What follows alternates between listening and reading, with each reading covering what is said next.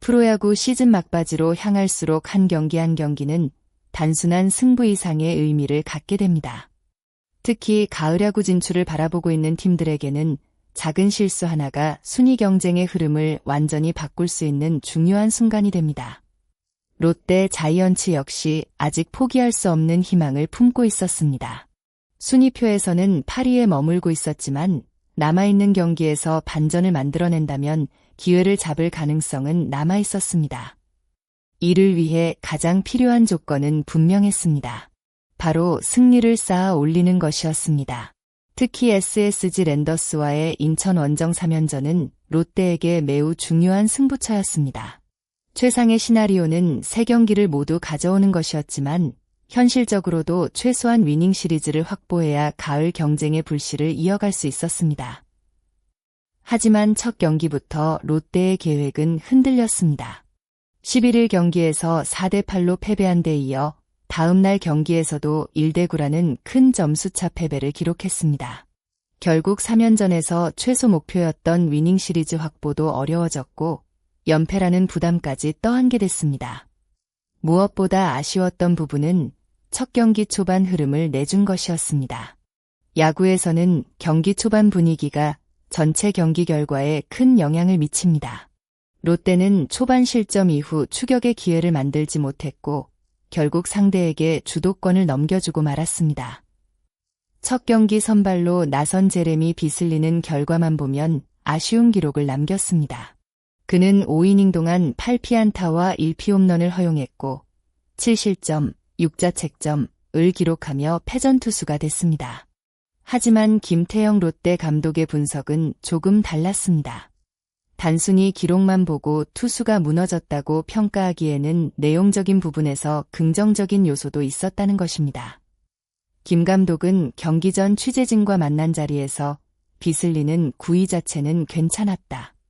경기 시작부터 공은 좋았다고 설명했습니다. 즉, 공의 힘이나 투구 감각 자체가 부족했던 것은 아니라는 의미였습니다. 문제는 승부 과정에서 나온 작은 차이였습니다. 특히 직구의 높낮이가 아쉬웠습니다. 좋은 구위를 가진 투수라도 타자가 치기 좋은 높이에 공이 들어가면 위력은 떨어질 수밖에 없습니다. 김 감독 역시 직구를 던졌을 때 타자와 승부에서 높낮이가 아쉬웠다고 지적했습니다. 변화구를 공략당한 것이 핵심 문제가 아니라 주묵이라고 할 수 있는 직구가 원하는 위치로 들어가지 못하면서 상대 타자들에게 기회를 제공했다는 분석입니다. 비슬리는 3회 이후부터 안정감을 찾았습니다. 투구 리듬도 좋아졌고 상대 타선을 어느 정도 제어하는 모습을 보여줬습니다. 하지만 이미 1, 2회에 내준 점수가 너무 컸습니다. 야구에서는 흔히 초반 실점은 2배로 아쉽다는 이야기를 합니다. 뒤늦게 안정된 투구를 펼쳐도 초반에 벌어진 점수차를 따라잡기는 쉽지 않기 때문입니다. 이번 비슬리의 경기 역시 그런 아쉬움을 남긴 경기였습니다. 롯데가 승리를 추가하지 못하는 사이 경쟁팀들은 조금씩 앞으로 나아가고 있습니다. 특히 기아 타이거즈는 연승을 이어가며 순위를 끌어올렸고 롯데와의 격차는 점점 더 벌어지고 있습니다. 한 경기의 차이가 중요했던 시점에서 연패는 단순한 패배 이상의 타격을 줍니다. 현재 롯데에게 가장 큰 문제는 경기력뿐만 아니라 시간이 부족하다는 점입니다. 시즌 막판으로 갈수록 따라잡아야 할 경기 수는 줄어들고 필요한 승수는 더욱 많아집니다. 물론 숫자만 보면 쉽지 않은 상황입니다. 하지만 스포츠에서는 불가능해 보이는 순간에도 흐름이 바뀌는 경우가 있습니다.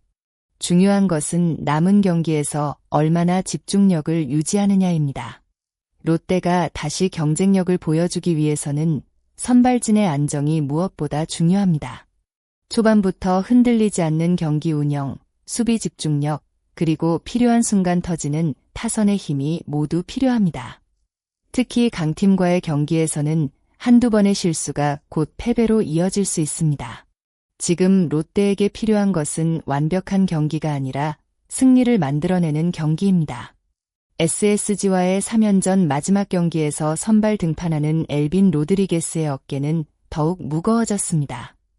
앞선 두 경기에서 이미 흐름을 빼앗긴 상황이기 때문에 마지막 경기의 의미는 단순한 1승 이상입니다.